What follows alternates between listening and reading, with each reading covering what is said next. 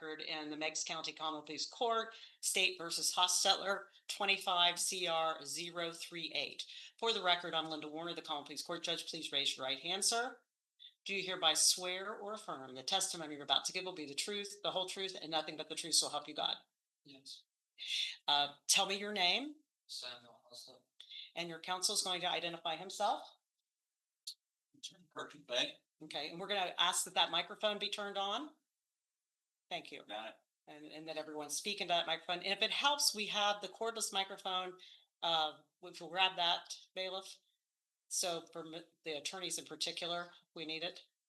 And everyone, please be advised that we are now live streaming proceedings through our Zoom, which information's out in public, allowing people to get on Zoom, the computer, and watch things. And then we have a YouTube channel which will have it recorded. However, out of respect for wishes, we are making sure we don't have anybody's faces on here that are just spectators. Of course, the participants in the court proceeding are being recorded, but I just wanted you to know. And at some point in the proceedings, if we get there, if there's anyone that wants to make a statement, wait a minute, that might not work. From the witness stand, we will turn the camera off during those statements if you need to, so you will only hear your voices. I just wanted to let the spectators know that. Okay, anybody on here has to be muted or you will be kicked out. We thought we had that set so that they couldn't unmute themselves. Let me say, fix that. I thought it was already fixed. Okay, hopefully we don't have that problem anymore. All right. If I may, I should also further indicate that Attorney Kathleen Evans is here as co-counsel as well. I'm so sorry. Yes, thank you. Thank you for that. And on behalf of the state? Yes, Your Honor, thank you. James Stanley, Meigs County Prosecuting Attorney here on behalf of the state of Ohio, along with Assistant Prosecuting Attorney Abigail Gilkey and Assistant Prosecuting Attorney Sydney White. Great, thank you. And given the nature of this, the allegations in this complaint, there would be survivors of a victim. Were they notified of today's hearing? And have they been given an opportunity to be heard regarding the plea agreement with the prosecutor? Okay. Have any of the survivors of the victim communicated any objection to the terms of the plea agreement? Okay. My understanding, Mr. Hochstetler, is that you want to withdraw the not guilty plea that was entered on your behalf by your counsel at your arraignment, and now enter into a plea of guilty to aggravated murder. Is that correct? Yes. In order to complete the process, I'll have to ask you a lot of questions. So I first ask you, can you hear me clearly? Yes. If at any point you cannot hear me, you let me know that and I will amplify my voice more. Can you do that? If I ask any question that does not make sense to you for any reason, ask me to restate, rephrase, or to explain the question. Do not answer the question if you don't understand the question. Will you do that? Yes. And this brings me to the point in the proceedings. We had an interpreter prepared for the jury trial in just an abundance of caution. But since we're doing the plea today and you spent a lot of time with him, are you asking that we in any way postpone this to have the interpreter present? Your Honor, I do not believe that we would need an interpreter for the purposes of this hearing.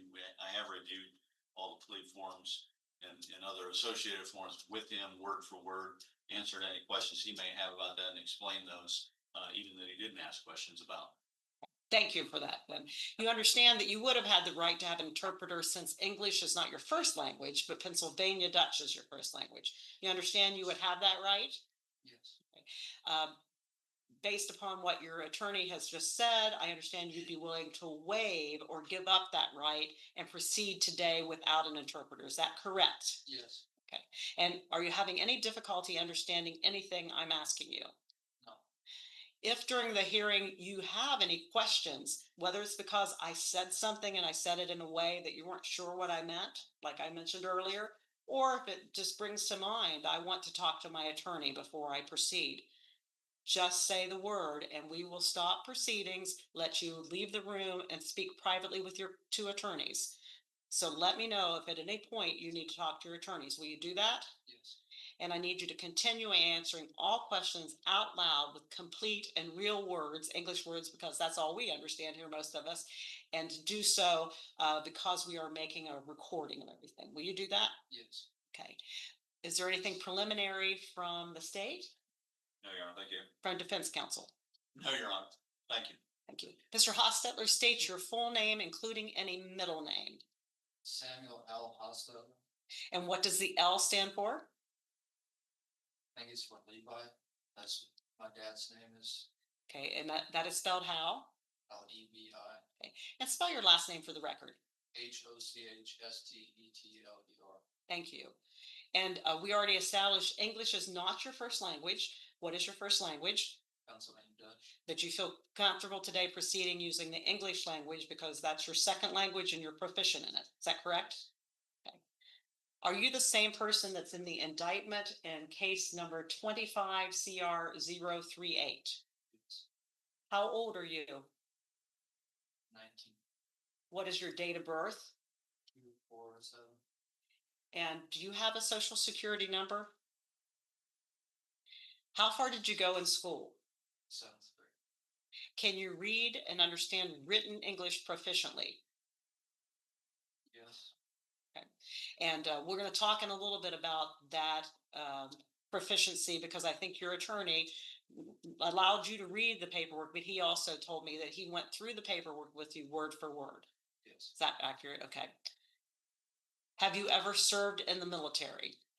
Are you a citizen of the United States? Yes.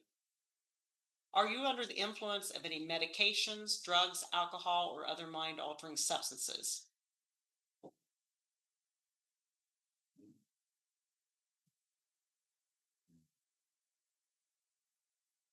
Your Honor, in any case today, he has taken some antibiotics, but they would not be mind altering in any way. Okay, thank you for that. I'm glad you asked for clarification because if you are taking something, that's the kind of thing I want you to do is ask your attorney if you have any doubts on the question. So thank you. But antibiotics are not a problem. Anything else? Not that I know. Okay. Do you now have or have you ever suffered from mental illness or mental disease? Not that I know. Are you presently under any type of probation, community control supervision, on paper or post-release PRC? No. Has anybody threatened, coerced you, or made you enter into this plea of guilty? No. Has anyone promised you anything at all if you enter into the plea of guilty? Okay, nobody's promised you because you're going to hear later, I'm going to say this again, that you understand that you've made a plea agreement, but the court's never bound by the plea agreement. That's why I asked that. Nobody's promised you anything, but there's no reason to think I won't do that, but just so you. Your Honor, the only reason for a hesitation there was just because the promise of the recommendation in agreement of the prosecutor as it's outlined in the plea agreement. Okay, that's the only thing you're relying on, that you believe that I would go along with what your attorney has helped you work, your attorneys have helped you work out with these attorneys for the state. Yes. Okay. I'm going to ask the state to now explain on the record what they believe they would be able to prove if the matter went to trial and what the plea negotiation results are. Before I ask Mr. Stanley to do that, assuming he's going to do it, do you want to do it from up here so they can hear you better, or you think you can amplify your voice good enough? It's either way is fine. Oh, I don't want to be on the stand. Okay. No, I want to stand. Yeah, right. He's had me on the stand before. He has. Okay. I just want to encourage you to keep your voice up. I also want to mention that I would anticipate the information that he's going to relay may be graphic and offensive and disturbing. And because I see some young people here and or people that, might not typically hear some of the language and information that will be shared in a moment, I want to caution you, if you don't want to hear that now would be the time to leave and come back in. It's totally up to you, but I just don't want anyone to be shocked because I would anticipate, given the nature of this charges, the information will be very disturbing. With that, go ahead. Yes, Your Honor, thank you. The state believes that if this case were to proceed to trial, be able to prove beyond a reasonable doubt count 1 of the indictment, which is aggravated murder count, specifically that the defendant did purposely cause the death of Rosanna Kinsinger while committing rape, kidnapping, or both, a violation of section 290301B of the Rise Code, an unclassified felony. The remaining counts of the indictment, if convicted at trial, would merge with the aggravated murder conviction for purposes of sentencing. Nonetheless, the state believes to be able to prove each of those offenses at trial as well, relating to count 2, the murder. The state believes to be able to prove that the defendant purposely caused the death of Rosanna Kinsinger. Related to count 3, also murder, the state believes to be able to prove that the defendant caused the death of Rosanna Kinsinger as the proximate result of committing an offense of violence that is a felony of the first or second degree. As it relates to count 4, the strangulation count, the state believes to be able to prove beyond reasonable doubt that the defendant knowingly caused serious physical harm to another by means of strangulation or suffocation. As it relates to count 5, the rape count, the state believes it would be able to prove beyond reasonable doubt that the defendant knowingly engaged in sexual conduct with another when the defendant purposely compelled the victim to submit by force. Count 6, the state first kidnapping offense, the state believes it would be able to prove beyond reasonable doubt that the defendant did by force restrain the liberty of Rosanna Kinsinger to facilitate the commission of a felony. And finally, count 7, the second kidnapping offense, the state believes it would be able to prove that the defendant did by force restrain the liberty of Rosanna Kinsinger to engage in sexual activity with the victim against the victim's will.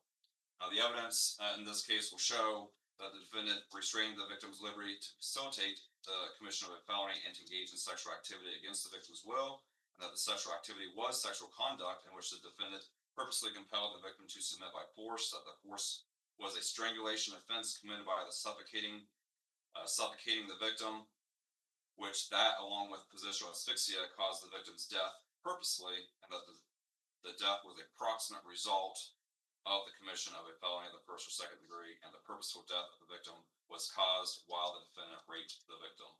Thus, the state believes that all convictions would merge with the aggravated murder conviction for purposes of sentencing, and it is therefore appropriate to proceed only on the aggravated murder conviction and dismiss the remaining counts, as the ultimate sentencing range remains the same, and the defendant is still required to register as a violent offender and as a tier 3 sex offender, since the aggravated murder was committed with a sexual motivation pursuant to Revised Code Section 2950-01. This indictment was built around the lengthy investigation of law enforcement, evidence gathered by local and state law enforcement, medical professionals, and forensic scientists, along with the defendant's reported admissions, which were central to the decision to proceed on these specific counts. The portion of the defendant's reported statements that contained his admissions was suppressed, which left the state's case largely circumstantial, but the state believes it nonetheless would be able to prove each element of each of these offenses. The state believes that the evidence would show that this was not an accident, this was not a heart attack, this was not a death by natural causes.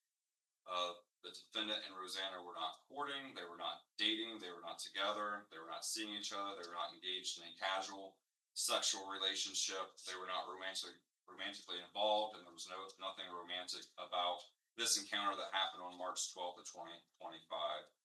The defendant and the victim did know each other, but they did not know each other well. Rosanna moved from Missouri to Dye Road, which is in Meigs County, Ohio, a number of years ago to be a school teacher in that community. She moved by herself, leaving her family behind. She taught school there for 2 years before returning to Missouri briefly.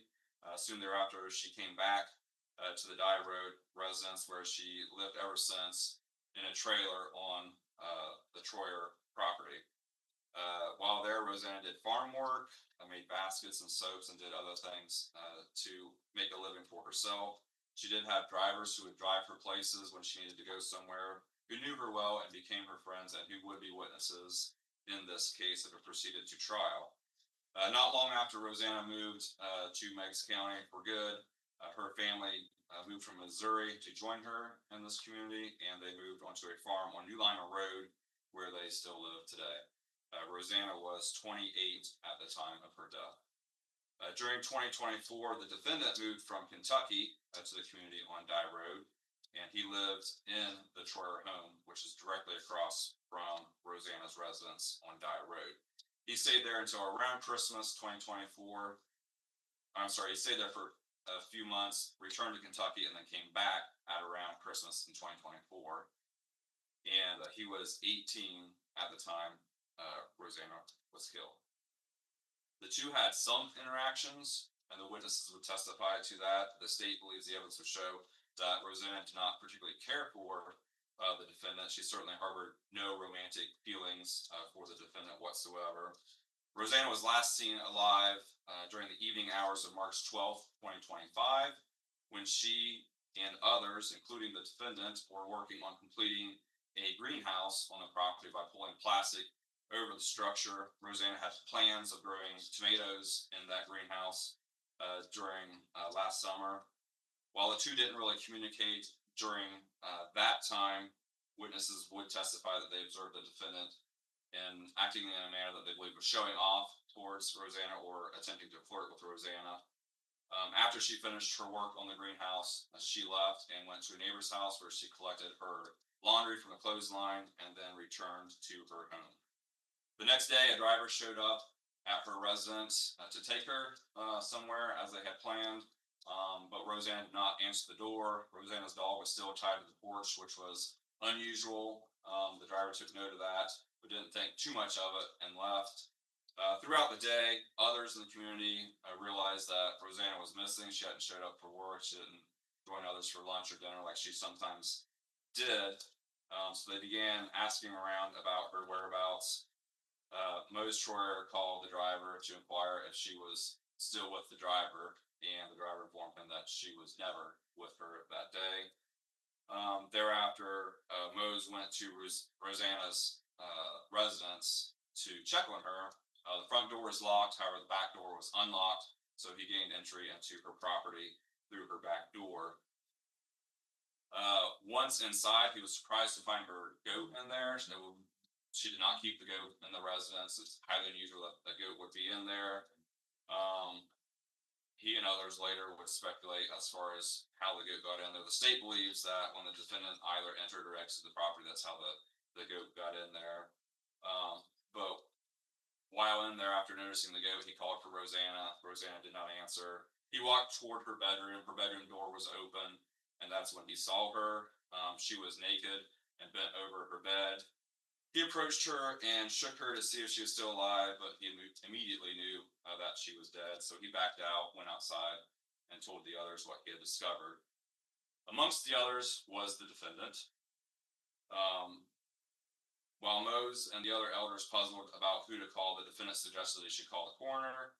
Mose called that driver and told her what had happened, what he had found. The driver told him to call 911. He did call 911. Shortly thereafter, two ladies went into the residence with a blanket to cover Rosanna. They were accompanied by two gentlemen because they were fearful. They were afraid to go into the residence by themselves. But her body was covered at that time to protect her privacy. Mose determined that Rosanna's parents should find out about this immediately, and so he sent some boys over to deliver the news. Amongst them was, I believe, Amish Troyer's sons and the defendant.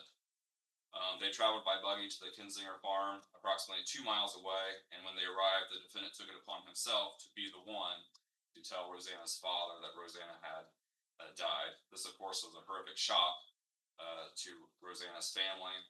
After some time, the defendant and the other boys returned to Dye Road, and shortly thereafter, Rosanna's parents traveled to her residence. In the meantime, Sergeant Trey Wallace of the Mexican Sheriff's Office arrived at Rosanna's home. When he inspected the scene and Rosanna's body, he immediately believed it to be a suspicious death. He and an EMT on scene did a cursory examination or inspection of Rosanna's body. They removed the blanket that the ladies had placed upon her. Again, she was bent over the bed. She was nude. She was face down, chest down. She had her bra pulled up with, at that time, one of her breasts exposed, but later they determined that both of her breasts were exposed. Her underwear were at her feet. Her dress had been wrenched off of most of her body, but her left arm still remained in the sleeve. A foamy mucoid fluid emanated from her nose and had coagulated. Blood had trickled down her leg and toward her feet, along with urine. Lividity and rigor mortis had set in at that time, and the decomposition process had begun. Due to the suspicious nature of Rosanna's death and Sergeant Wallace suspecting a sexual assault at that time, Sergeant Wallace contacted Sergeant KJ Tracy with the Major Crimes Unit to take over the investigation. Susan Mansfield, who was an assistant coroner, arrived. She too believed that Rosanna's death was not only suspicious, but an apparent homicide, and she also readily observed signs of what she believed was a sexual assault. When Sergeant Tracy arrived, he assessed the scene and took photographs. Those photographs would be used extensively as evidence at trial. in addition to the observations already relayed to the court, the photographs would show that the blood that had trickled down her leg and pooled on the floor came from her vagina, and there was blood above her anal area and smeared on her buttocks that suggested that the blood to have been in that location and smeared in the way that it was, some of the sexual conduct would have been from, the state believes, would have been from the behind. When Rosanna's body was moved, Susan Mansfield observed that the safety pins that were used to fasten her dress were opened and underneath her body. Susan also noticed that the dress had been ripped or torn. This further supported her belief that Rosanna was raped, as a person would not undress themselves in that manner, and they would not engage in consensual sexual conduct with sharp safety pins pressing into the body. An autopsy was ordered, and Rosanna's body was transported to Montgomery County Coroner's Office, where Dr. Mary Goolsby, a forensic pathologist and deputy coroner, conducted the autopsy. A postmortem toxicology was also performed by Dr. Matthew Jahasik, who is the chief forensic toxologist, but those findings were insignificant and non-contributory. The autopsy revealed that there were no significant acute traumatic injuries on the body, but while there were early signs of post-mortem putrefactive decomposition, conditions of the body still supported the finding and conclusion that this death was caused by positional asphyxia. Those factors supporting that conclusion included vascular congestion of the head and neck, which can be caused when an external force cuts off the blood flow and blood cannot flow out of the head and neck to the rest of the body, pulmonary vascular congestion and bilateral edema and bloody purge fluid in the lungs, which can also be caused by asphyxiation. Probable petechial hemorrhages of bilateral conjunctive, which means that the capillaries in the eyes ruptured due to pressure exerted on the body. But Dr. Goolsby did acknowledge that the conjunctive bleeding could also be a post-mortem vascular leakage. However, petechial hemorrhages do not have to be caused by strangulation, as a lot of people think, but can be caused by asphyxiation. So the finding that there were no injuries to her face or to her neck does not mean that that was definitely postmortem vascular leakage instead of that petechial hemorrhage. The foamy mucoid fluid emanating from her nose, and the doctor's study of the crime scene photographs of Rosanna face down in the bed, bent over the bed, and in an unusual position for a natural death. One would think that she would collapse to the floor, but not an unusual situation for someone to die with positional asphyxiation as a cause of death. Due to that post-mortem decomposition, determination of some of the purple-red discoloration was somewhat difficult for the doctor. However, lividity was clearly demonstrated, and within that lividity, there were darker purple marks that emerged on her breasts, which could have been either bruising or tardieu spots, which are similar to petechial hemorrhages in that they are caused by rupturing capillaries, which can be caused by asphyxiation. An internal examination of those areas revealed that there was internal bleeding, which would support the suggestion that that was a hemorrhage as opposed to merely a bruise. The doctor found that she did not find any heart issues. She did have vaginal and anal swabs collected for DNA analysis. And again, her opinion was that the cause of Rosanna's death was positional asphyxia. Additional photographs taken by law enforcement prior to Rosanna's funeral showed large bruising on her thighs and knees, which the state believes were at the approximate height of the bed rail when compared to the position in which her body was discovered.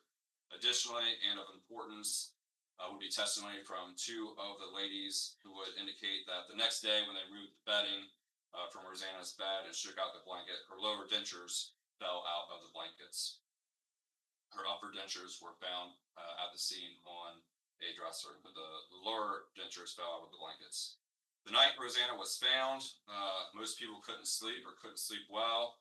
Testimony would indicate that the defendant seemed to sleep easily and woke up the next morning as if nothing had happened and continued about his day in the same manner. The state thinks that aside from raping and murdering Rosanna, perhaps the most cruel thing that he did happened next when he volunteered to go to the Kinsinger farm to help them with their chores and to prepare their barn for her funeral. He not only helped, but he was a welcome guest in their home. And he wasn't just a guest during the day, he was a guest during the night, and spent the night, Friday night, Saturday night, and Sunday night, after he had killed Rosanna. Rosanna's parents and siblings had no idea that they had welcomed her murderer into their home, and that he was right there with them the entire time that they mourned her loss. Afterwards, the defendant attempted to play it cool for some time, but suspicion eventually caught up with him. Some of that suspicion would be testified about, including his lack of focus while at work, which was noticed and deemed to be odd and suspicious. His sudden plan to move back to Kentucky with either Mennonites or other ex-Amish folks, which was quite suspicious, especially due to the timing. And he had asked another what would happen if someone had killed someone, and wondered if a sheriff's deputy would come out and shoot that person. So the sheriff's office was called, and these suspicions were relayed to investigators. The defendant's name had been given to investigators earlier on as a possible person of interest from the community. So he was briefly interviewed early on in the investigation. However, this new information helped lead to a search warrant for the defendant's DNA. Sheriff's deputies went to the sawmill where he was working and asked if he would accompany them back to the sheriff's office so they could collect his DNA, and he agreed to do that. While at the sheriff's office, in addition to collecting that DNA, they did interview the defendant. He eventually, after much questioning, caved and said, "When I did it, I wasn't feeling good." The remainder of that interview, as we know, was suppressed, but the portion of the interview that was not suppressed contained many lies, specifically relating to him lying about being in Rosanna's house. We know that those were lies because of the DNA test results. The DNA test results came back showing that his DNA was inside Rosanna's vagina and anal cavity. Specifically, the results indicate vaginal swabs. Samuel Hochstetler, the estimated frequency of occurrence of the DNA profile in the sperm fraction is rarer than 1 in 1 trillion unrelated individuals. Rectal swabs, Samuel Hochstetler, the estimated frequency of occurrence of the DNA profile in the sperm fraction is rarer than 1 in 1 trillion unrelated individuals. These figures are obviously based upon the national database that they use to compile that. So the defendant's DNA proves that he was the person who engaged in that sexual conduct with Rosanna. Her injuries, the condition of her clothing, the scene, all indicate that this was a rape. This rape occurred while Rosanna was being suffocated and asphyxiated. To be suffocated like that, her liberty had to be restrained. We believe the evidence would show that the defendant either held her face in the blankets or covered her face with the blankets with such force that he dislodged her lower dentures, while also applying such weight or force on her torso that she could not only not breathe out of her nose and mouth, but could not expand her lungs to be able to breathe, and therefore died from positional asphyxia. When her liberty is restrained, she obviously was not consenting to any sexual conduct that constituted rape. The entire sexual encounter constituted rape, as the defendant killed Rosanna while kidnapping and raping her. He is guilty of aggravated murder. In this case, the state is hedging its bets as far as what could possibly happen at trial. That's why we're making this offer for him to plead guilty to the aggravated murder with a recommended sentence of life imprisonment with possibility of parole after 25 years, as opposed to life without parole that the state would seek and expect if convicted at trial. Factors leading to this decision is the state's inability to use his admissions, the state's anticipation that the defendant would claim that the sexual conduct was consensual and that her death was accidental, and the state's anticipation of his alternative claim that the sexual conduct was consensual, but that Rosanna died from natural causes, either of which, if believed by the jury, could sway them. The defendant, to help with that, hired an expert witness who provided a report, and if the jury believed her testimony, they could believe that her death was something other than a homicide. The state's quite confident it would be able to discredit that report and show that her death was a homicide. But the claims set forth in that report include the expert's opinion that the cause of death should be classified as undetermined. The expert claimed that there was evidence suggested that Rosanna had a genetic heart condition that was not confirmed by any testing, would have to be confirmed while a person's living by MRIs and things like that, or by genetic testing, which could have been done after a person has passed away. That was not done in this case. The expert would indicate that that led to a fatal heart attack while engaged in sexual conduct. That heart condition is a genetic condition. There are no people known to the state and Rosanna's family who had ever been diagnosed with that.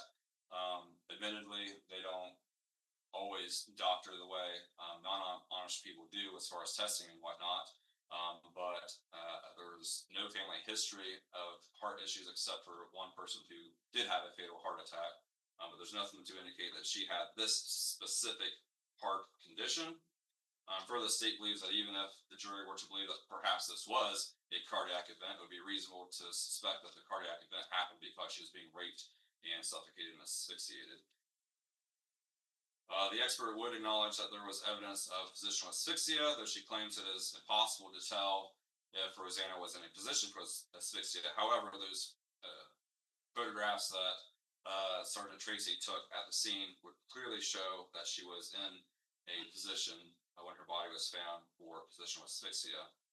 The expert also acknowledged that the bruising to Rosanna's body could be from a struggle due to non-consent, but also stated that the bruising could have been from farming activities, which could be reasonable, or that the bruising, quote, was simply due to an inexperienced person having sex and being unaware of the strength of their actions, which the state deems to be unreasonable.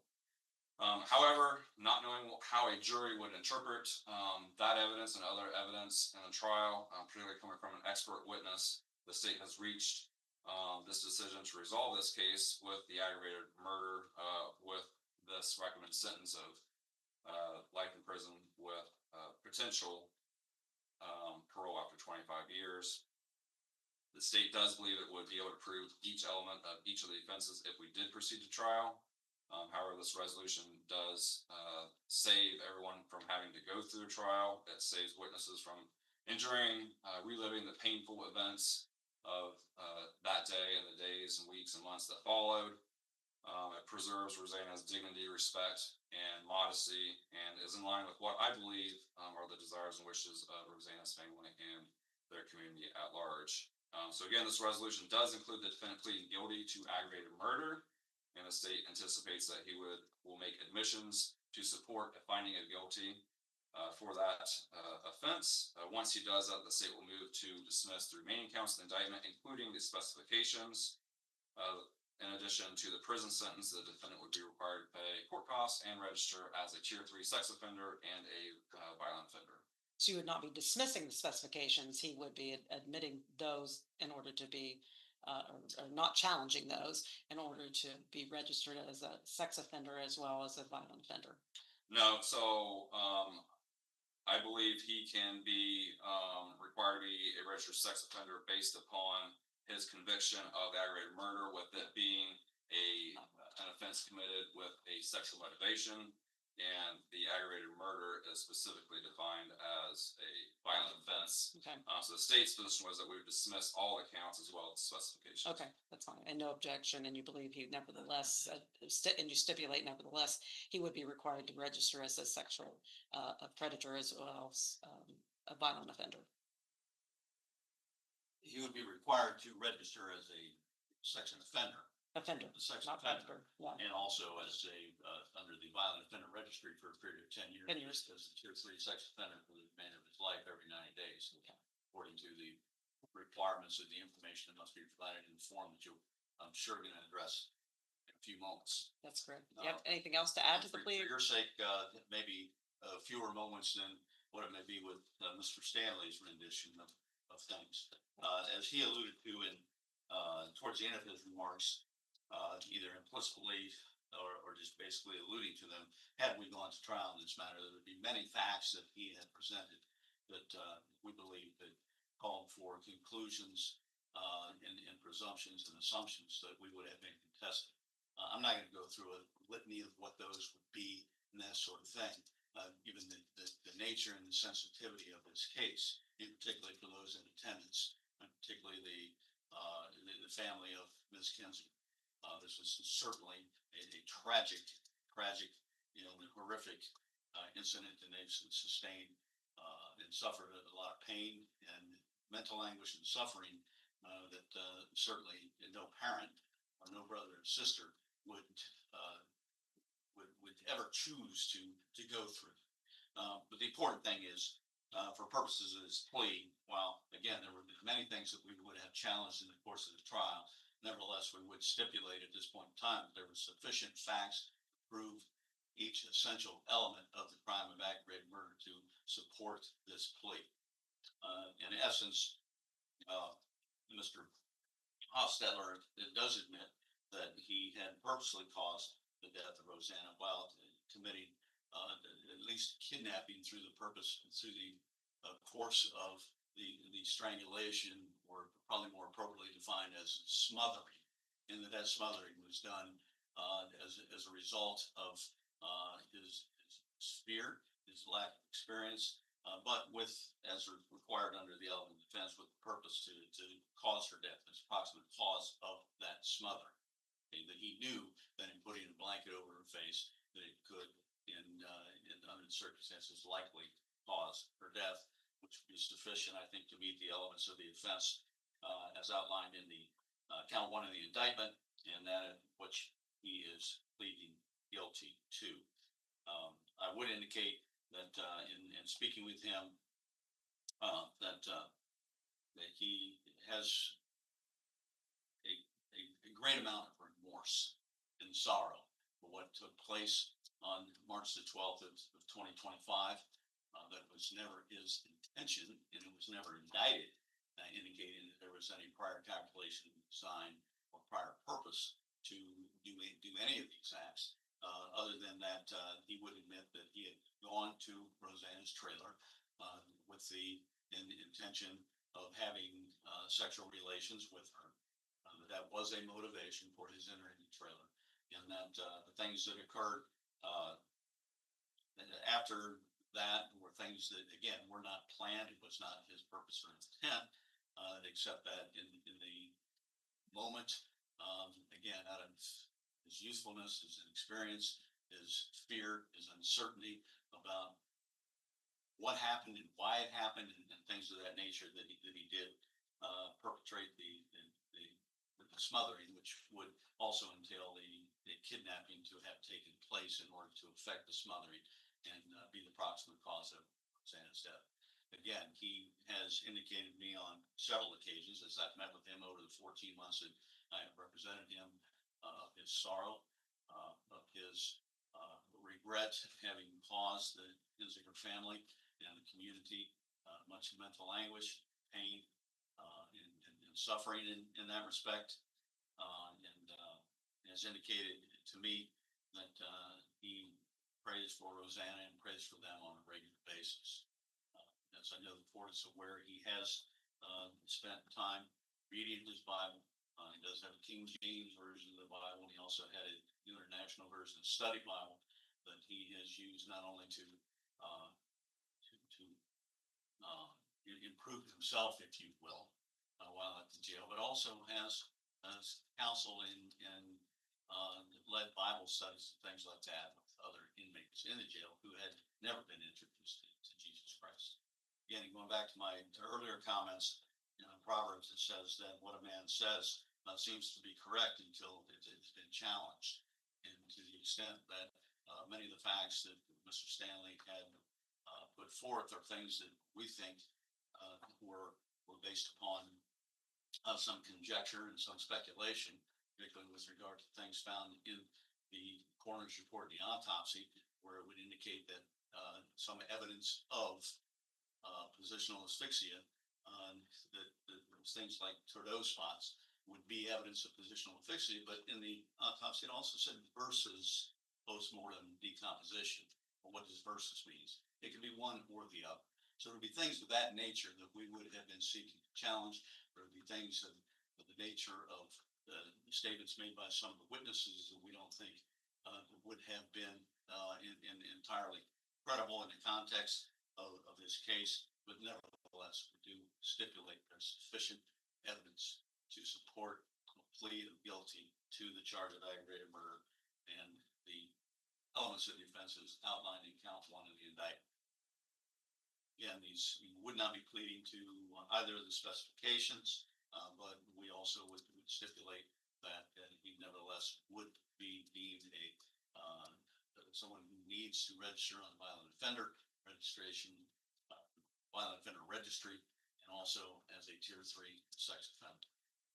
Thank you. I believe that addresses. It does. Thank We'll certainly ask for much more information from him directly, as you know, later in the plea. Sure, thank you. Thank you. Mr. Hochstetler, the state has read into the record and your attorney has responded to that reading. Did you hear what was said?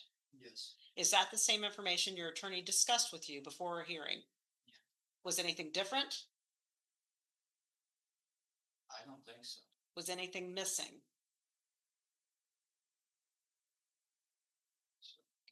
Do you have any questions about the recommendation? That is the recommendation for what your sentence would be if you in fact plead guilty to aggravated murder? Certainly.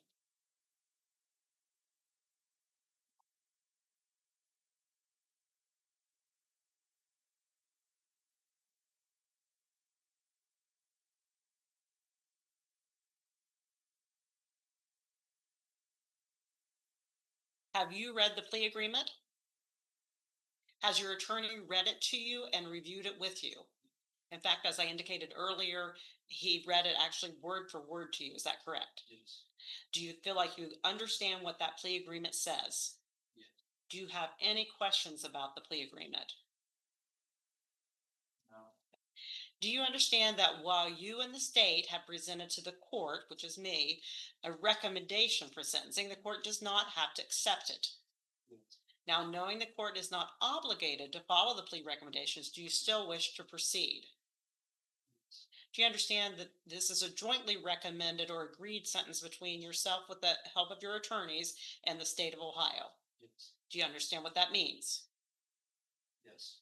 Have you had enough time to consult with your attorneys before proceeding? Have your attorneys answered all of your questions? Have you reviewed the discovery, indictment, and other legal documents with your attorney? Yes. Mr. Stanley, has the state of Ohio disclosed all Brady materials? Yes, Your Honor, thank you. Mr. Hochstetler, are you satisfied with your attorney? Yes. Do you understand the allegations contained in the indictment are that you did on or about the 12th day of March 2025 in the county of Meigs and state of Ohio aforesaid commit the crime of aggravated murder, in that Samuel L. Hochstetler did purposely cause the death of another, and her name for her privacy has been redacted, while committing or attempting to commit or fleeing immediately after committing or attempting to commit kidnapping, rape, aggravated arson, aggravated robbery, aggravated burglary, trespass, and a habitation when a person is present or likely to be present, terrorism or escape, and violation of section 2903.01B of the Ohio Revised Code, being an unclassified felony.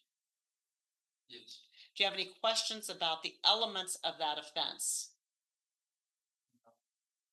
Do you understand that if you plead guilty to this offense, you'll be making a complete admission that you committed the allegations contained in count 1 of the indictment?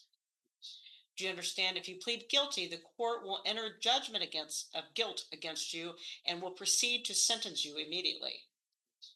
Do you understand that if you did wish to pursue something called an affirmative defense, it would be your obligation to prove the existence of the affirmative defense to the jury by a preponderance of the evidence, although it always remains the obligation of the state of Ohio to prove your guilt beyond a reasonable doubt? That's a little complicated. There's two different standards.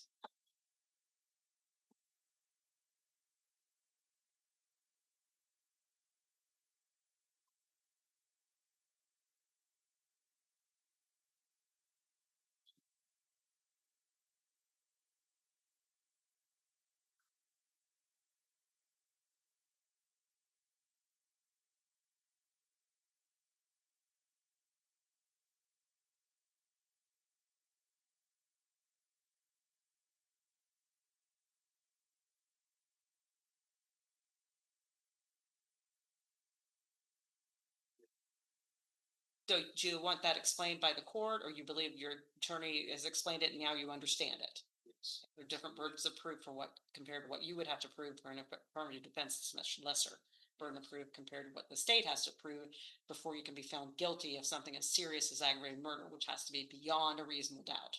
Yes. He indicated he understands that based on my explanation. Okay, good. Do you understand that by pleading guilty, you're waiving your right to appeal any adverse evidentiary or other pretrial rulings? Yes. Do you understand that by pleading guilty, you're waiving your right to have any pending evidentiary motions ruled upon? In other words, if there's other motions out there, but we've not had hearings on them, you're waiving your right or giving up your right to hear those motions. Yes. Do you understand the penalties that can be imposed for this offense, being aggravated murder and unclassified felony, would be life with the possibility of parole after serving 20 years, life with the possibility of parole after serving 25 full years, life with the possibility of parole after serving 30 full years, or life without the possibility of parole, and or a fine of up to $25,000. Do you understand that by pleading guilty to aggravated murder, the court is required, or it's mandatory, that you would be sentenced to a term of incarceration within those ranges? In other words, if you plead guilty, you know you're going to prison. It's required. Okay. Do you understand that you're not in any way eligible for a community control or probation sentence? Yes. Do you understand you also would not be eligible for things like a judicial release or other early release programs? Yes. Is there any restitution sought? I didn't see anything in the paperwork. No, Your Honor. Mr. Hochstetler, do you understand, unless waived, the court will order you to pay the court costs? Yes. Do you understand that your plea cannot be accepted by the court unless you understand you're waiving important constitutional rights? The constitutional rights.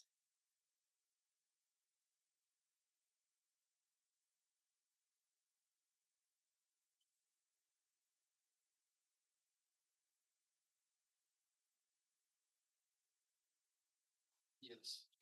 Do you understand you have the right to a trial by a jury of 12 people? Do you understand that all those jurors would have to agree that the state of Ohio has proven your guilt beyond a reasonable doubt before you can be convicted? Do you understand, again, that at the trial, the state of Ohio has the obligation to prove your guilt beyond a reasonable doubt as to each element of each crime of which you are charged? Yes. Do you understand you have the right to the assistance of counsel or attorneys at your trial?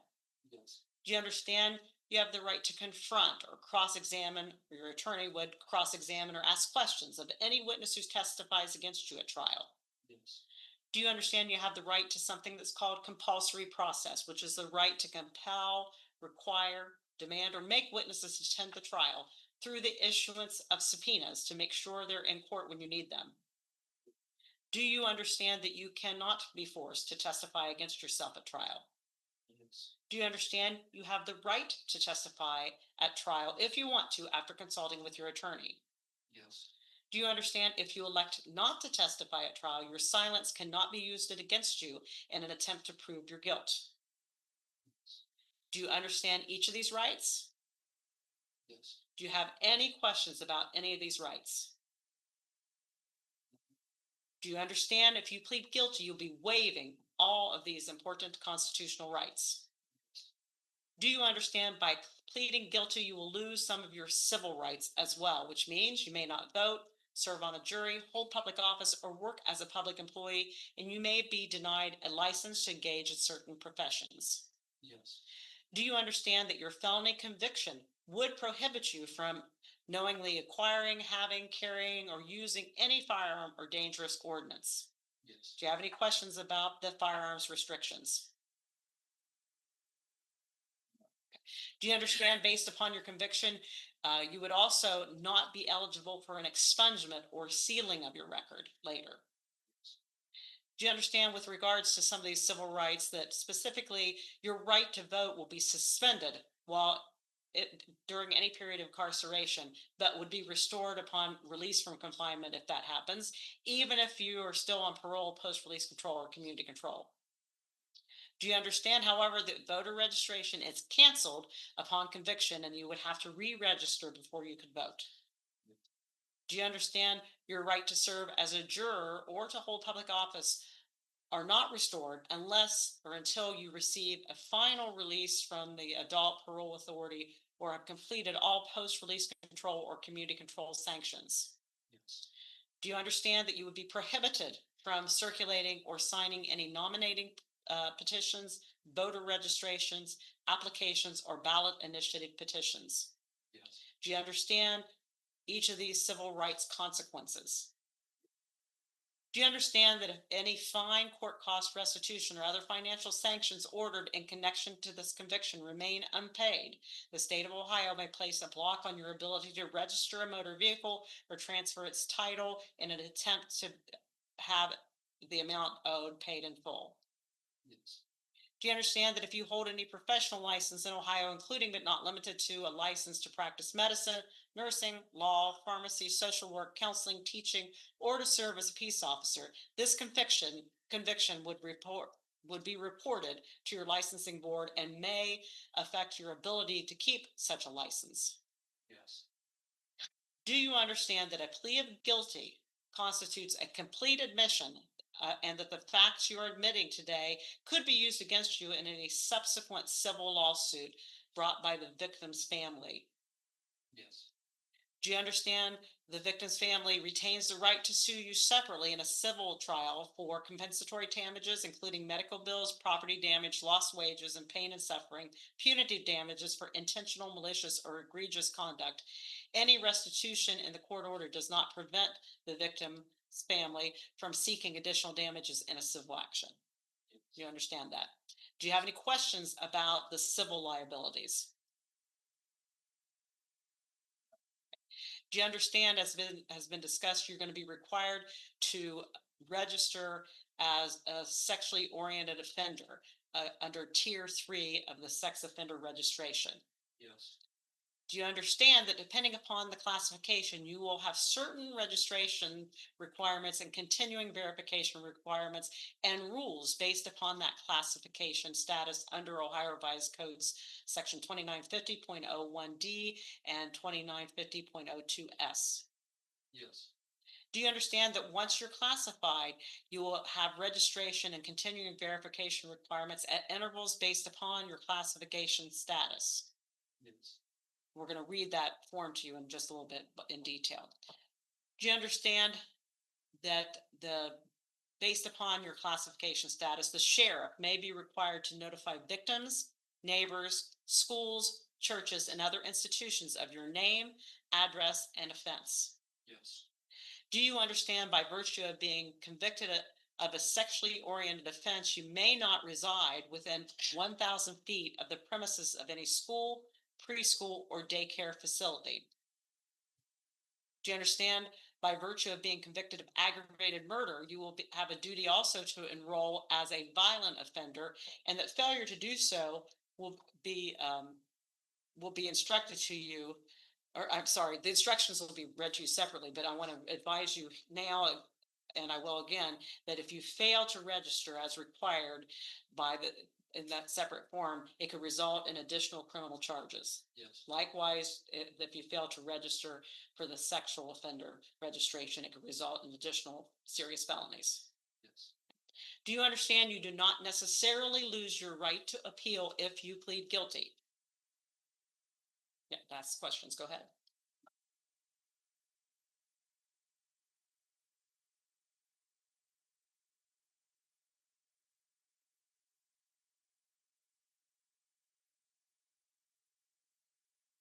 Yes. Do you understand, depending upon the outcome of this case today, you may possess the right to appeal this court's decision? Yes. Do you understand that any appeal in a criminal case must be filed within 30 days after you are sentenced? Do you understand that if you cannot afford an attorney or the cost of an appeal, the court can appoint an attorney to assist you and have the cost of your appeal, including the preparation of a transcript, paid for from public funds? Now, I know your attorney has talked to you about this stage in the change of plea where I require that you make a statement of exactly what happened to make sure that there is a sufficient factual basis to accept your plea. So I'll need to make sure that you talk about and admit all the elements of aggravated murder and of the other parts of it that will require your registration as a sex offender and where that took place.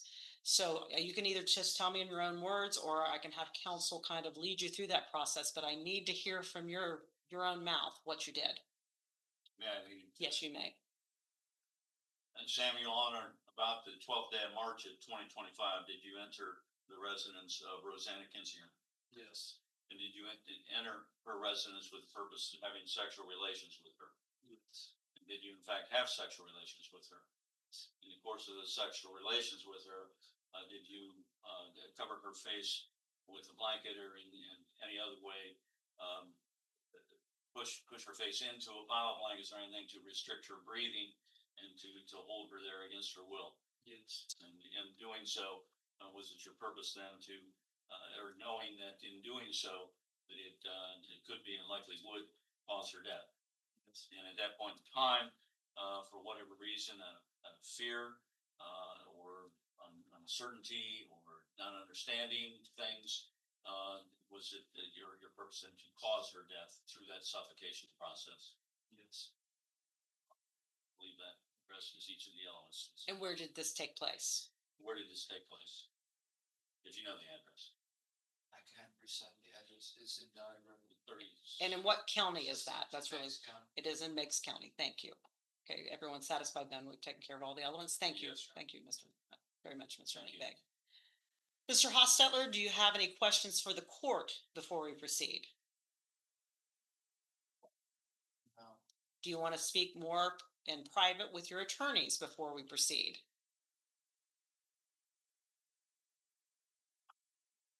No, Your Honor. Okay. Is that, you agree you don't need to talk to your attorney anymore? Yes. Okay. Have you had enough time to think about this important decision? Are you certain this is what you want to do? Yes. At the time you first came to the court with the indictment for aggravated murder and the other counts, a plea of not guilty was entered on your behalf. Before I can accept anything different than not guilty, you first have to withdraw the not guilty plea. So at this time, do you withdraw the not guilty plea? Yes. What now is your plea to count 1, aggravated murder and unclassified felony? Yep. I have in front of me a written plea of guilty that we've talked about, and you said you read and your attorney read word for word with you. Yes. Before I can proceed, I would need to have the written plea of guilty, so I'm going to ask the bailiff to give that to you and your attorney, and if you're prepared to enter into the written plea of guilty, he'll instruct you where to sign.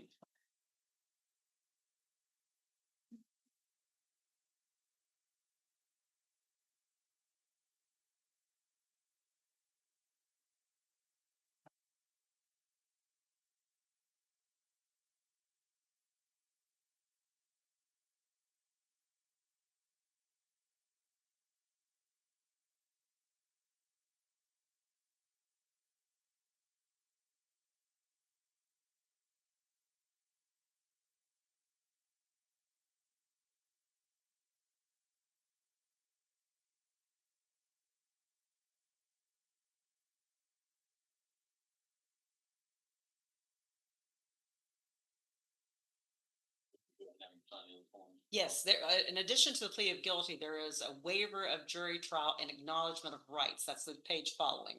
So if you want to waive jury trial and you're acknowledging your rights, you would sign where Mr. McVeigh is indicating.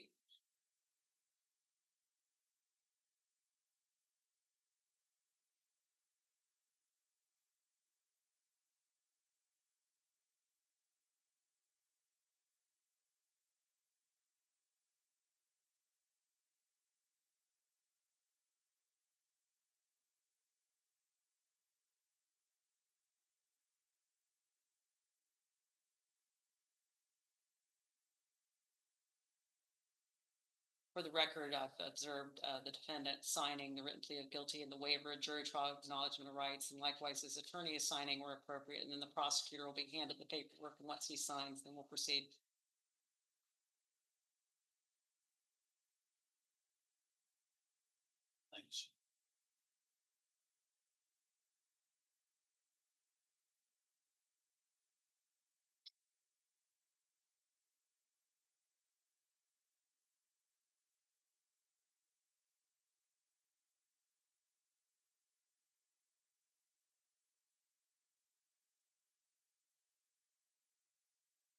I've observed all three signing the written plea of guilty and the waiver of jury trial and acknowledgement of rights, and I ask you now, Mr. Hochstetler, did you sign these documents knowingly, Yes. intelligently, and voluntarily? Therefore, let the record reflect that you have signed, the defendant has signed these documents knowingly, intelligently, and voluntarily, and has withdrawn his previous plea of not guilty and now entered into and tendered a plea of guilty to the crime of aggravated murder and unclassified felony. The court finds the defendant has been informed of all of his constitutional rights, that he understands the nature of the charge, the effect of the plea of guilty, as well as the possible penalties that could be imposed. Therefore, the court accepts the defendant's plea of guilty and finds him guilty of the offense of aggravated murder, a felony of an unclassified, it's an unclassified felony, and specifically says that it's violation of 2903.01B. And with that finding, then I believe the state may have a motion. Yes, Your Honor, the state would move to dismiss the remaining counts of the indictment, which are counts 2, 3, 4, 5, 6, and 7, as well as the 2 specifications. And any objection to that? No objection. Likewise, now the court is signing the court's finding of guilty. With that, then the court is prepared to proceed to sentencing. Is the state? Yes, Your Honor. Is defense counsel? Yes, Your Honor. Mr. Hochstetler, do you have anything to say regarding why the sentencing hearing should not take place at this time? No. The state's position again on sentencing is? Yes, Your Honor, the state would ask the court to adopt the agreement of the parties, which is that he would be sentenced to life in prison with the possibility of parole after 25 years, that he would be assessed court costs, that he would be required to register as a violent offender and as a tier 3 sex offender. Thank you. And given the nature of this charge, of course, there would be survivors of the victim. And at this time, does anyone want to make a statement or read any statement or come forward? If so, I can certainly turn the cameras off. My understanding after speaking with individuals prior to coming on the record is that no one at that time wished to speak. And Rosanna's father wished that you just read the letter in private. In private? Okay. You don't want it read into the record? Okay, then, yes.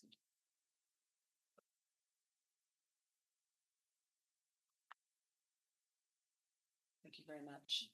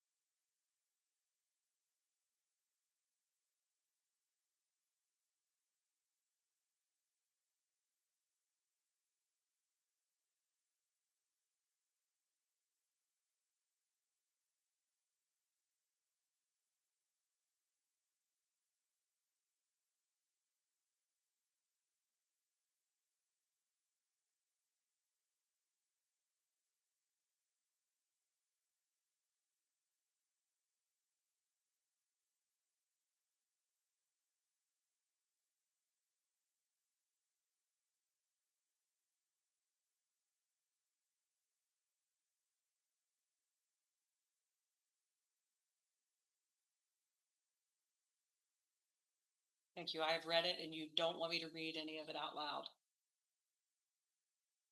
Oh, that's fine. I appreciate the words. Very, very well spoken. Thank you very much. With that then, defense counsel. Your Honor, I'll keep my remarks brief in light of the fact that I made some mitigatory statements earlier when we were talking about the facts of the case. And I know this case has drawn out longer than many people on the state side of the courtroom, particularly the Kinsinger family and the Amish community, may have preferred. But what I'd ask them to understand is that that is as much on my shoulders as anything else, because I do have the responsibility to represent my client to the fullest extent of the law and to challenge whatever evidence the state would seek to put forth and there's a great deal of time and effort expended in identifying exactly what the theory of the state's case would be and what defenses we may have in that regard, what evidence there may be. That many people know because we went through the community and interviewed and spoke with a lot of people, not just in the Amish community, but others who may have known something about this case. All that takes a considerable amount of time, and I know that they would have liked for Samuel to come forward to make confession and admission, repentance, and seek forgiveness. And trust me, over the past 14 months, there were many occasions on which I believe he would have been prepared to do that, but I had been instructing him that he's not to talk to anybody about the case other than his attorneys, because it could detrimentally impact our duties and our responsibility to seek the best possible outcome for him, regardless what the facts and the situation may be. And that's why it has taken 14 months to get to the point where we were prepared to go to trial on Monday. On Monday. As indicated, there were many things that we would have sought to challenge in the presentation of the state's case. And I think with some fair degree of credibility, we've been able to challenge things. But again, he has accepted responsibility. He has expressed remorse to me on many occasions, and obviously has stipulated and made statements, agreed to sufficient facts to prove each element of the offense to which he has pled guilty. I believe Mr. Hochstetler may have some remarks he would like to make. Beyond that, we would respectfully request the court to follow the joint recommendation of the parties.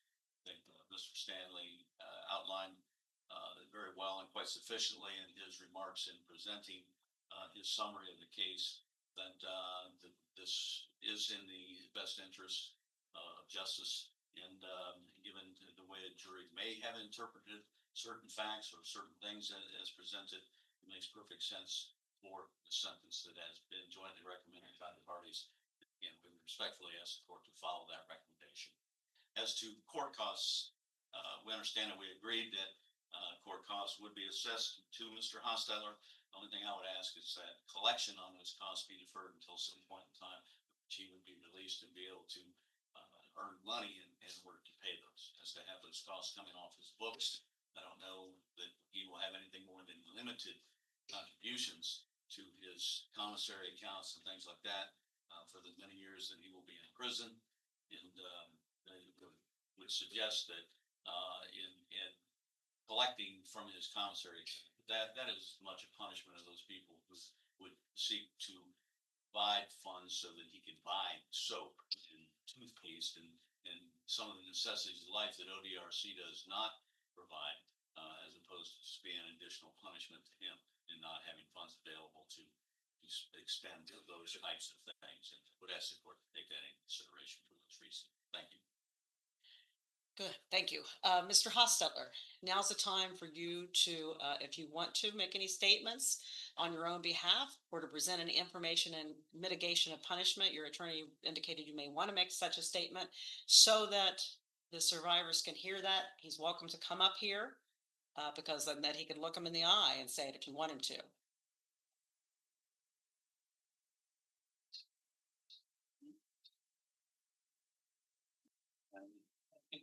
He would just be able to stand here and maybe hold the mic. Okay, that's fine. He can hold the mic, which means we'll have to turn that mic off, I think, or he'll have to hold that one up. We have the wireless one. I just want to make sure, let's turn the air conditioning temperature up so it's not blowing, so the family and friends and neighbors can hear him.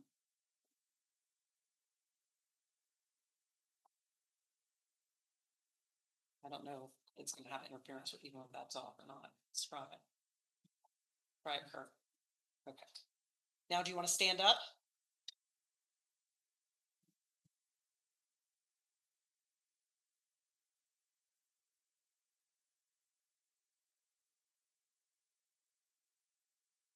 I know it's awkward, but it will help them to hear your words if you'll talk into that, even though it's not something you typically would do.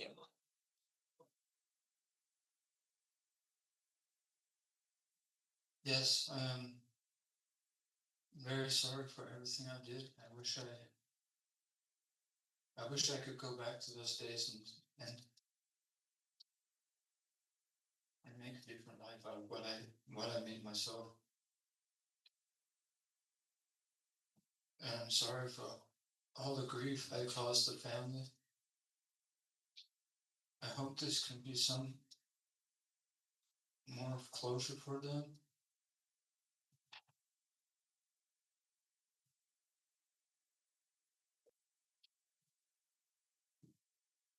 I deeply regret for your loss of your family, your daughter, and the sister or brother that they had.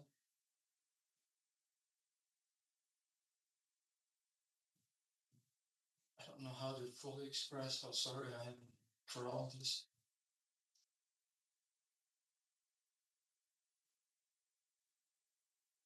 I know your life will never be the same again without her.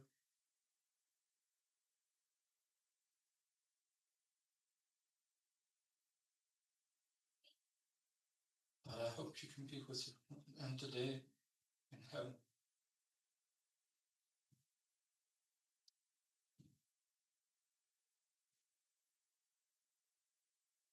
And I hope this doesn't turn you away from God.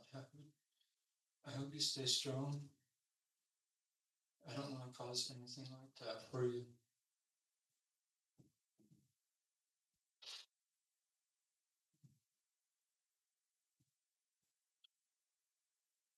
I hope the community helps you stand strong. I don't know what I can do to help you, but if there is something I can do, I hope you let me know.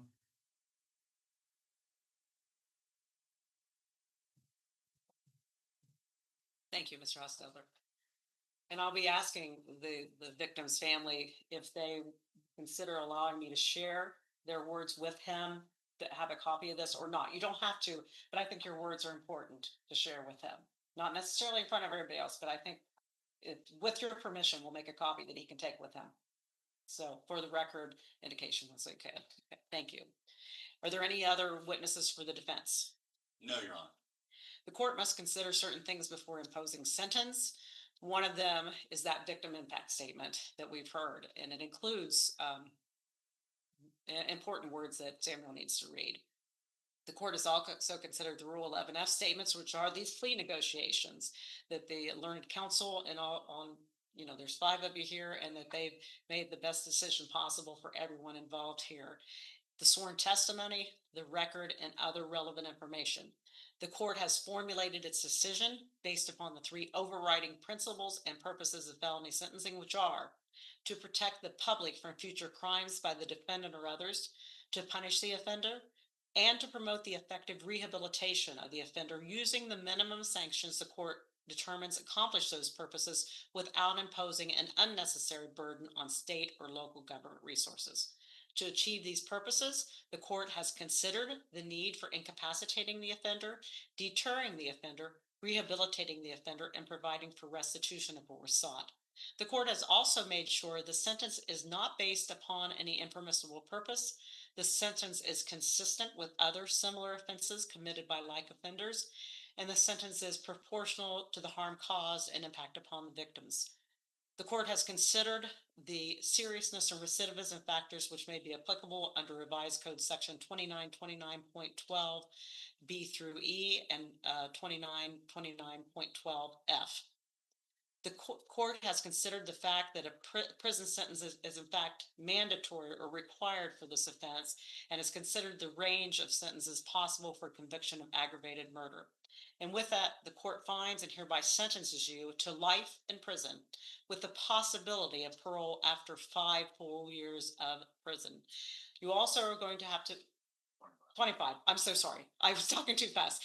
Yes, absolutely. So the court is finding within the sentence range that you're sentenced to life in prison with the possibility of parole after 25 full years in prison. Thank you for pointing that out. Sometimes you say something in your head and it doesn't always come out in your mouth.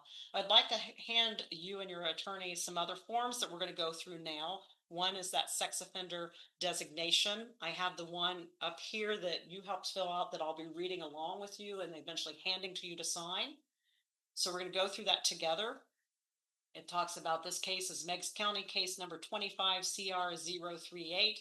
Your conviction is Ohio Revised Code Section 2903.01B. Your name, Samuel L. Hochstetler, and we don't have an address because your attorney indicated he had no idea where your address would be 25, 30, whenever you may potentially be paroled.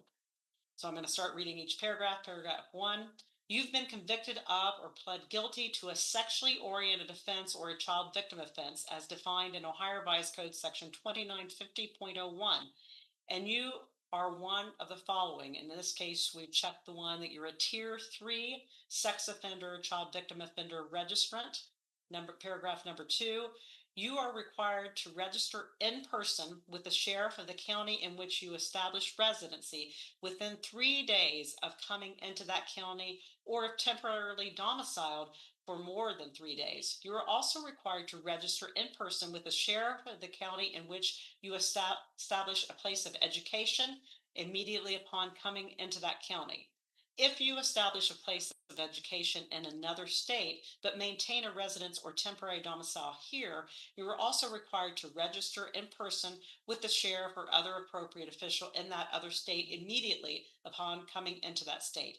You are also required to register in person with the sheriff of the county in which you establish a place of employment, if you have been employed for more than 3 days or for an aggregate or total of 14 days in a calendar year. If you establish a place of employment in another state but maintain a residence or temporary domicile here, you are also required to register in person with the sheriff or other appropriate official in that other state if you have been employed for more than 3 days or for an aggregate or total of 14 days in a calendar year. Employment includes volunteer services. Paragraph 3. You are required to provide to the sheriff temporary lodging information, including address and length of stay, if your absence will be for 7 days or more. Number 4, after the date of initial registration, you are required to periodically verify your residence, address, place of employment, and or place of education in person at the sheriff's office no earlier than 10 days prior to your verification date. Paragraph 5. If you change residence, address, place of employment, and or place of education, you shall provide written notice of that change to the sheriff with whom you most recently registered, and to the sheriff in the county in which you intend to reside or establish a place of employment and or place of education at least 20 days prior to any change, or no later than 3 days after change of employment. If the residence address change is not to a fixed address, you shall give a detailed description of the place or places you intend to stay, and no later than the end of the first business day immediately following the day you obtain a fixed address. You must register with the sheriff that fixed address. Paragraph 6. You're further advised, in accordance with federal law, you must report any international travel to your registering authority no less than 21 days prior to travel. Failure to do so may subject you to criminal prosecution. Number 7, you shall provide written notice within 3 days of any change in vehicle information, email address, internet identifiers, or telephone numbers registered to or used by you to the sheriff with whom you have most recently registered. Number 8, depending upon your designation, you are required to comply with all of the above described requirements for the following period of time and frequency. Because you are Tier 3, it is for your lifetime, and you must make those registrations in person and verify them every 90 days, which is every 3 months. Paragraph 9.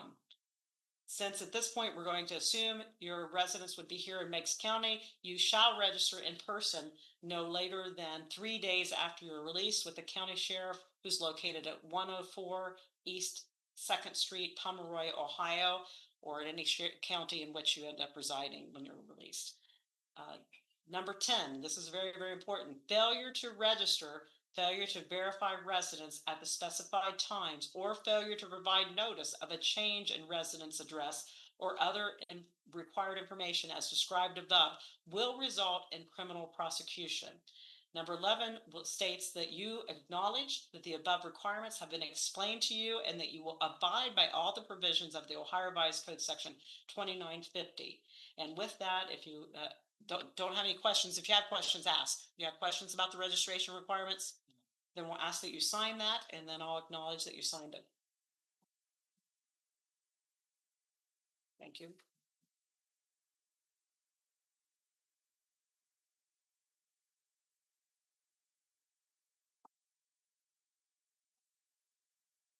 Your Honor, I would indicate while he is signing that, that when we reviewed this with him prior to the hearing starting, that I further indicated to him that it's my understanding, and it's the full practice of ODRC, that before he would be released, someone would review these with him, as that may be many years down the road, and certainly a parole officer that he would have at that time would review these with him as well, so he would not have to remember them from this day forward. I don't believe I could. But he will be reminded of those at the appropriate time prior to his release. Thank you. Good to know that that happens, but nevertheless, he's acknowledging he's been given those requirements and that he understands them at this point. I agree with you that having to remember them would be certainly complicated. I think I signed the bottom of it. You will get a copy of all these papers as well. So number 12 is that I will sign certifying that I specifically informed you of the duties as set forth above, and that you have indicated to me that you understand those duties. And so with that, I will sign the document as well. And as I said, you'll get a copy of it. Next, I'll read to you the note that I give you a copy of the notice of duties to enroll as a violent offender. Do you have the copy of that too, that you go through? I think it was behind it. We do. Okay, let's go through that. Notice of duties to enroll as a violent offender, Ohio Revised Code, section 2903.41 et sec. County of conviction, Meigs County, case number 25 CR 038, conviction ORC numbers 2903.01B, name Hochstetler Samuel, middle initial L. We don't have an address for the reasons I set forth before. Reading through the paragraphs, 1 says, you have been convicted of or pled guilty to a qualifying violent offender offense as defined in Ohio Revised Code section 2903.41. Paragraph 2. If you are not sentenced to a prison term, you're required to enroll in the violent offender database personally with the sheriff of the county in which you reside within 10 days of being sentenced. However, you're the second sentence. If you are sentenced to a prison term, you must enroll in the database personally with the sheriff of the county in which you reside 10 days after release from jail, or in your case, prison. If you are an out-of-state offender, you must enroll in the database personally with the sheriff of the county in which you reside or occupy a dwelling within 10 days of either, number 1, residing in or occupying a dwelling in Ohio for more than 3 consecutive days, or number 2, residing in or occupying a dwelling in Ohio for an aggregate period in a calendar year of 14 days or more. Paragraph 3, you are required to provide the sheriff certain information, including A, your full name and any aliases or other names you may use, B, your residence address, C, your social security number, D, any driver's license number or commercial driving license number or state identification card issued to you, E, information regarding the offense of which you were convicted or pled guilty, F, the name and address of any place where you are employed, G, the name and address of any school or institution of higher education you attend, H, the license plate number of each vehicle owned or operated by you or registered in your name, the vehicle identification number of each vehicle, and a description of each vehicle, I, a description of any scars, tattoos, or other distinguishing marks on your person. Paragraph 4, you're required to provide the sheriff fingerprints and palm prints. The sheriff will also obtain a photograph of you at the time of your enrollment. Paragraph 5, after the date of initial enrollment, you're required to re-enroll annually, which means every year. You must update and or amend any of the information described above that has changed and provide any additional information required at the county sheriff's office within 10 days of the anniversary of the calendar date on which you initially enrolled.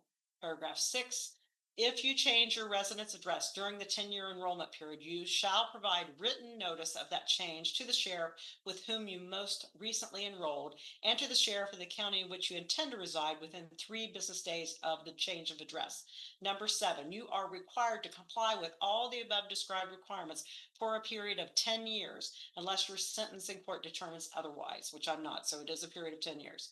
Paragraph 6, since you're expected at least we're assuming so, to have a residence in Meigs County, you shall enroll in person no later than 10 days after being released with the county sheriff's office, which is located, as I said, at 104 East Second Street, Pomeroy, Ohio, 45769. Paragraph 9, failure to enroll or failure to verify residence at the specified times will result in criminal prosecution. Paragraph 10 is you acknowledging that the above requirements have been explained to you and that you understand the requirements and that you understand you must abide by all the provisions of the Ohio Revised Code chapter sections 2903.41 through 2903.44. Do you have any questions about your duties to enroll as a violent offender? Then again, I'll ask the bailiff to take this form to you so it can be signed, and then I'll sign it. Thank you.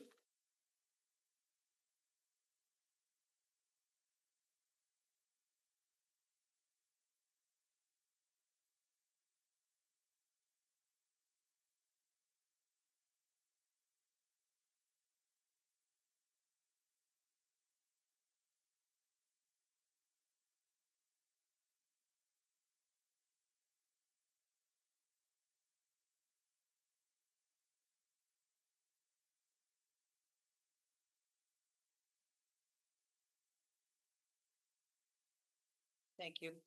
And for the record, I am certifying that I specifically informed the offender of his duties as set forth above and that the offender indicated to me that he understood those duties, and I'll be signing that in my official capacity as well. Next, I need to advise you that you will get credit for time served. I know you've been incarcerated since your arrest. You'll get credit for those days towards the sentence, and that you'll have to pay the court costs. I'll make a decision on whether to hold that in advance, however, in the written decision. And you do have the right to appeal this decision. Any appeal in a criminal case must be filed within 30 days after you are sentenced, which is what we just did.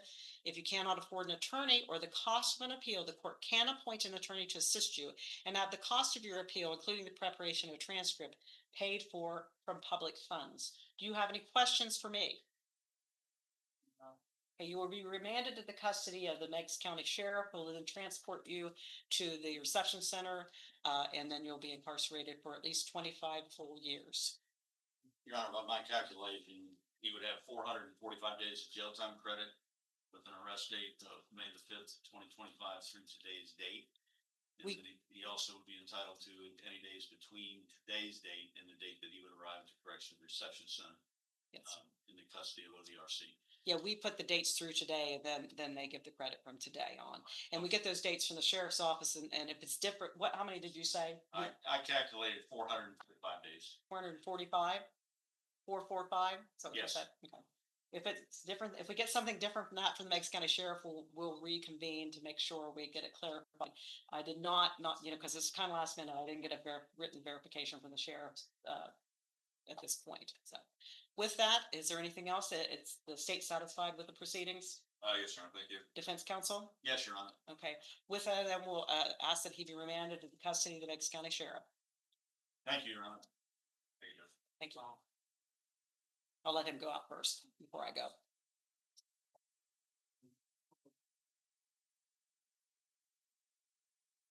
And as I indicated, Deputy Chubb and I would like to get a copy of the victim impact statement to him for him to read. Yes, Your Honor, we're going to Law&Crime. That to you. Okay, then we'll go ahead and give that to him if you don't mind. Here, Samuel. I think we'll have races. Okay, yes, wait just a moment. Sir, what do you want to say? I can, you. Goodbye. Okay. Goodbye. Thank you, sir. Thank you. And again, you have my condolences as well. All rise, please.